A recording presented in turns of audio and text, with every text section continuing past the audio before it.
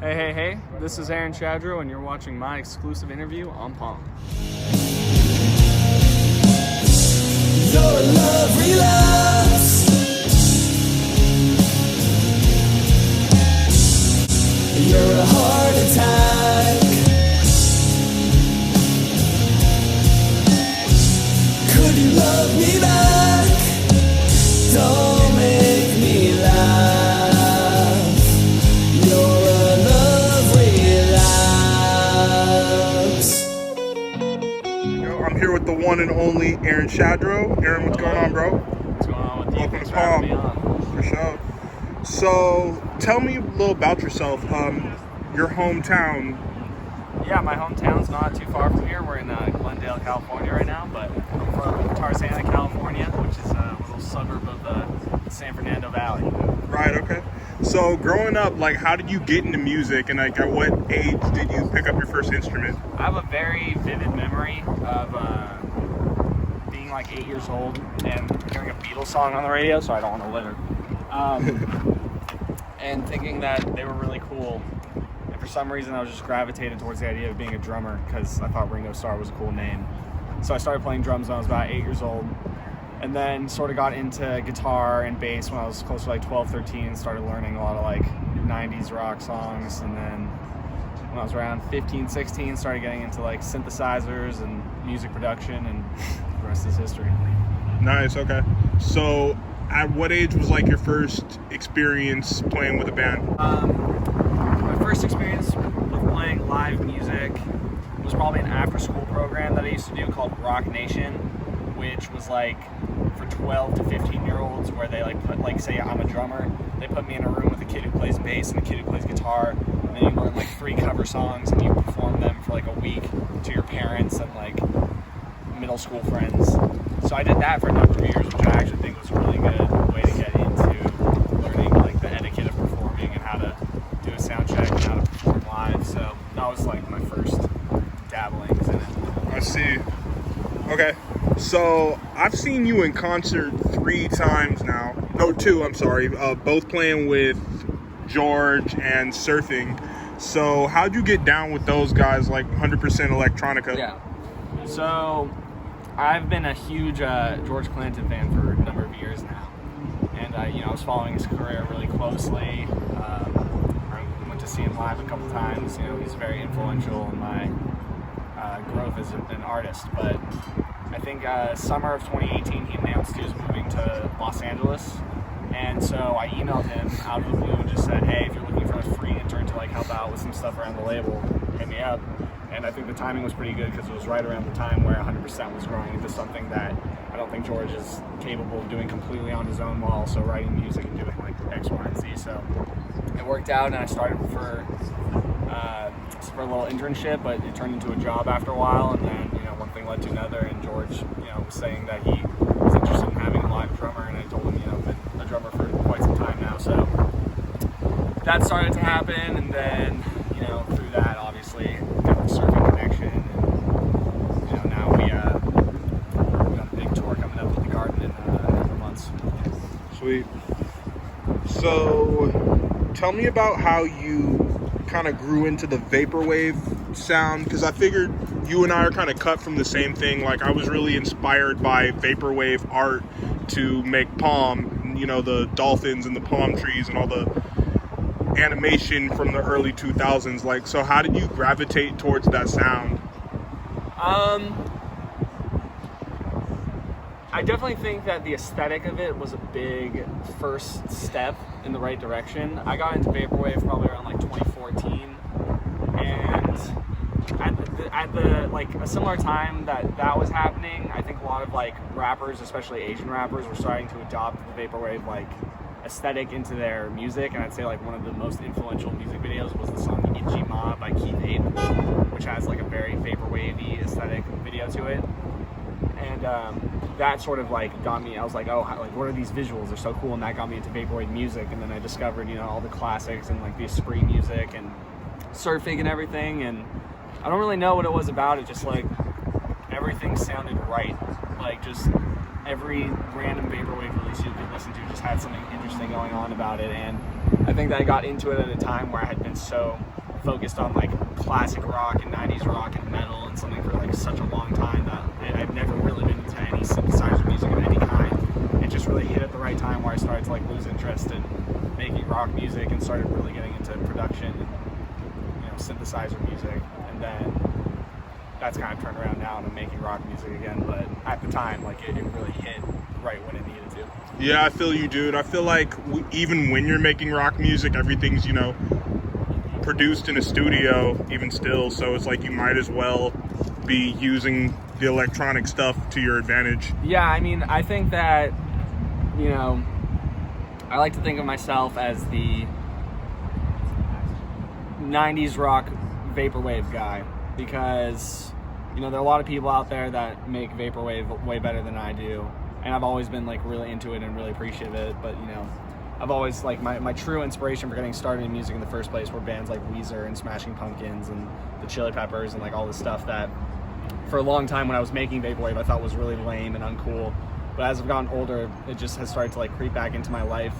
And I've realized that, you know, what was really cool about vaporwave, is its nostalgia and everything like that. But for me, I didn't grow up in the 80s or like early 90s or stuff. When I was growing up, like what was really nostalgic to me was hearing those like late 90s, early 2000s alternative rock songs, and to me that holds like a similar nostalgia feeling as I'm sure vaporwave does for like a lot of people. So, you know, I like that I can operate in the vaporwave scene and be accepted by people who are into vaporwave while making music that's, you know, almost completely different. Definitely. And I really do feel like a lot of Weezer vibes when I listen to your stuff. I was telling my homie when we saw you live last time, like when you do the song Exacto, like just the way the beat drops.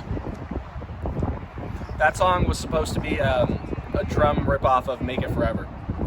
Really? Yeah. Yeah. I can totally hear that. All my songs are ripoffs. If you listen to my song Her Name and then go and listen to the Negative Gemini song Forget Your Future, I directly stole the melody from that song, and I went out of my way and asked Lindsay, hey, I made this song and I completely stole your melody. Is it okay if I put it out? And she said yes. So there's no shame there. But, you know, I feel like she deserves credit for coming up with the melody to my best song. No doubt. So, I mean, sometimes you just hear like, you know, an artist is nothing but a well-trained thief. Like, do you agree with that? Yeah, I sort of, my quote that exemplifies that I say all the time is that good artists borrow and great artists steal. But my personal philosophy expands on that, and I think that it's important to steal the best ideas from multiple artists at the same time. Like if you're just stealing one thing from one band, then it's like pretty noticeable. But like all of my favorite artists steal, like you could say very specifically, like, oh, they stole the drums from this song, but like the melody from this song are completely different, and that's what makes it unique, is like the combination of things that you're stealing. Whereas if you're just stealing like from one band and one sound, that's how you kind of start to sound unoriginal. I hear you. So take me back to when you were going by Game Boy Advance. That was more of an instrumental project? Yeah, so Game Boy Advance was a really interesting time in my life for me. You know, it sucks that I feel like I have no inspiration to really make music under that name anymore, but at the time, it was when I first started collecting synthesizers, many of which I've sold off for Guitar Gear, but I just started collecting synthesizers around like 2016, and Game Boy Advance was supposed to be an outlet for like making a track in under an hour, just learning how to use my synthesizers. So if you listen to the earlier Game Boy Advance work, it's all very basic synth jams with very little mixing, very little song structure. It's just sort of like cool synthesizer sounds. But that just randomly got picked up by the Neotic YouTube channel, and one of my songs that was like really basic ended up in a video with like 7 million hits or something like that. So that song has like by far the most streams of any song I've ever put out, and that encouraged me to take it way more seriously. So towards like the latter half of the Game Boy Advance discography, there's a lot more fleshed out synthesizer production and music production in the music, and I kind of treat it more as like how I'd write a normal song just with no vocals. I see. So with, you know, the name Game Boy Advance, obviously I had to rock my Game Boy shirt today. Looking fresh. Appreciate it. You know I'm a big Nintendo head, so I gotta ask, what's your favorite Nintendo franchise? The Super Smash Bros. Hell fuck yeah. Who do you main? I mean, I main Sheik and Ness. Sheik and Ness, okay. I'm really good for people who suck at the game, but I'm really bad for people who are good at the game. But I spent like all of my high school playing it with my friends. I still play it all the time. Yeah. it's the best video game ever made. Yeah, I still play all the time too. We gotta get a match in soon. I played all the Super Mario Bros. Game Boy games, like Super Mario, like 1 through 3, I think, and obviously like Mario Kart and stuff like that. One of my favorite games when I first got my Wii was Super Mario Galaxy. So anything like Mario ever did it. But also big Pokemon Leaf Green and Super Monkey Ball. Right. I just got a Super Monkey Ball Banana Blitz for Switch. I need to get Super Monkey. Yeah. For real, you do. So you can play Ultimate. Yeah, Ultimate is a great game. Yeah. So Aaron, who are you looking to collab with in the near future? All sorts of people, really. That's a big goal of mine this year, is to sort of expand my collaborative horizons. You know, there are tons of people on the 100% Electronica roster that would be awesome to collab with. Equip and I have been talking about doing some music together, which would be very awesome. Melissa Brooks, the singer of the Aquadolls, and I have had some back and forth jams that we've been sending to each other that hopefully will see the light of day at some point this year. Yeah, shout out to her because she sent in an Instagram question asking when your stuff would be out. Oh yeah, she's the best. And then my producer, who I would really like to link up with, is a guy named Deaton Chris Anthony, who I think is making some of the coolest synthesizer music out there. This day. Could you ever see yourself doing a song with a rapper?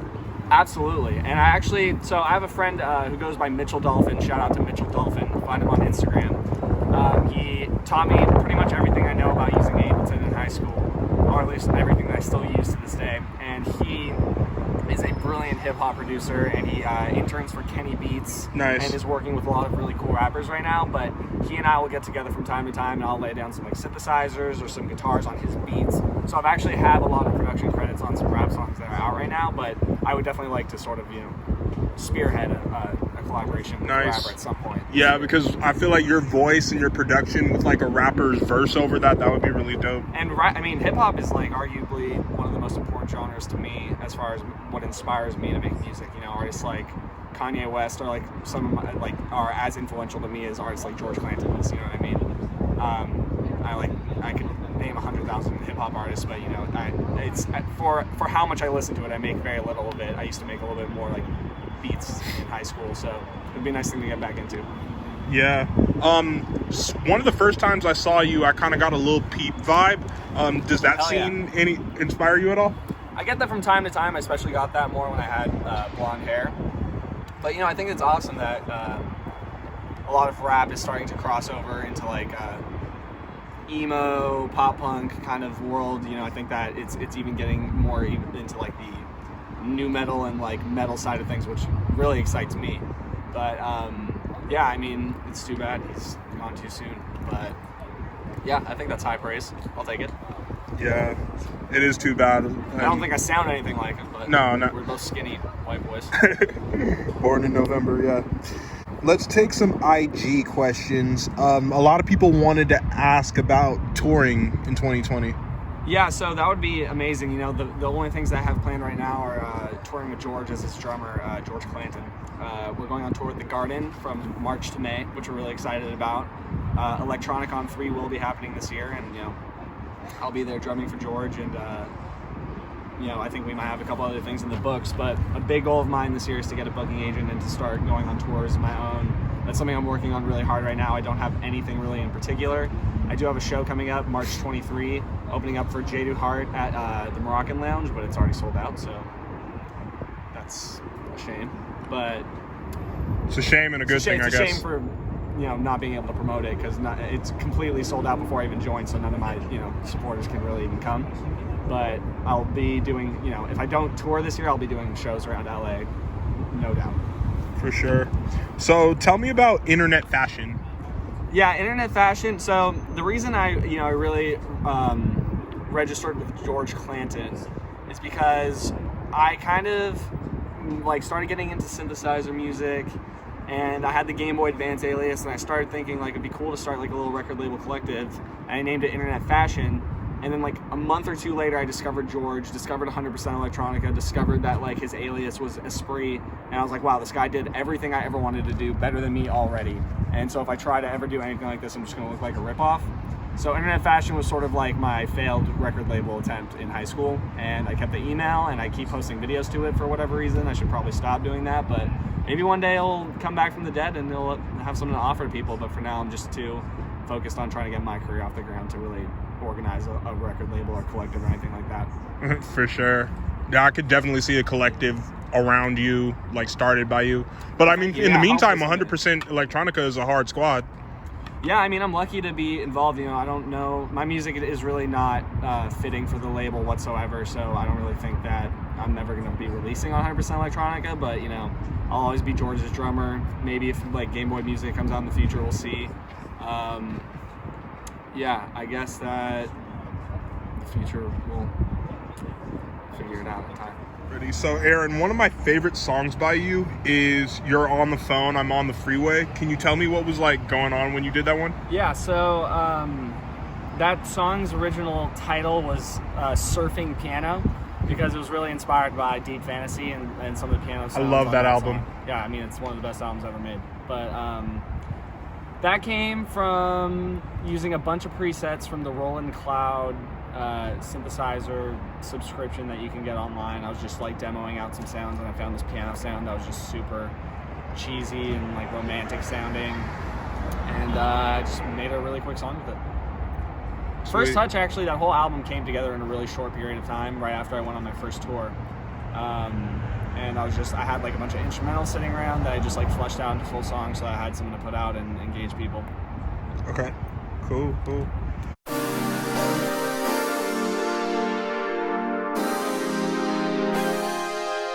Let's do it. Favorite food? Captain Crunch. Favorite drink? Beer. Favorite time of day? 420. Best thing about LA? Everything. Worst thing about LA? Literally nothing. Where do you see Traffic. yourself? There you go. Where do you see yourself in 5 years? Los Angeles, but with more money There you go. and better music. Okay. Why should people care about Aaron Shadrow? Because Aaron Shadrow cares about them so much. There's one more IG question that I forgot to ask. They wanted to know about your fashion influence. Well, I take it from everywhere. I'd say, you know, obviously like Vaporwave is a big part of it, and a huge part of it is metal, fashion of all kinds, black metal, death metal. I mean, I'm wearing my new shirts right now, which were designed by my good friend Henry Cuckins, who's an excellent clothing designer from, he used to work at Huff, and now he works at Bianca Chandon. Okay. And he's really into like skatewear, which is a big thing for me. Huge thing for me is like Malcolm in the Middle aesthetics. Korn is a big style influence. Just kind of anything that makes me look really outdated, I like. Yeah, I kind of like that same drip. I love the long sleeve shirts with the designs going down the sleeves. And well, thank you so much. You can get these at aaronshadrow.bandcamp.com/merch. And if you'll let me give you one of my new stickers, these are also available for sale for $2. Well, that's love, bro. Appreciate it. it. For you, for free. All right. It's all right here on this notebook. All right, Aaron, is there any shout out you want to give or anybody you want to thank? Yeah, sure. Well, thank you for having me. Today, the day that we're filming, my music video for my new single, Love Relapse, was released. So shout out to Philip Solier for directing. Shout out to Chip for starring in it. Shout out to George Clanton for starring in it and all the extras that came. Shout out to For Real Ideal for taking all my photos. Shout out to Henry Cuckins for doing all my artwork. And shout out to all of you for watching. There we go. Plug your social media one more time before we get out of here. You can find me on Instagram at torso_the_horso, and look me up anywhere you listen to music. It's Aaron, Aaron, Shadrow, like shadow with an R.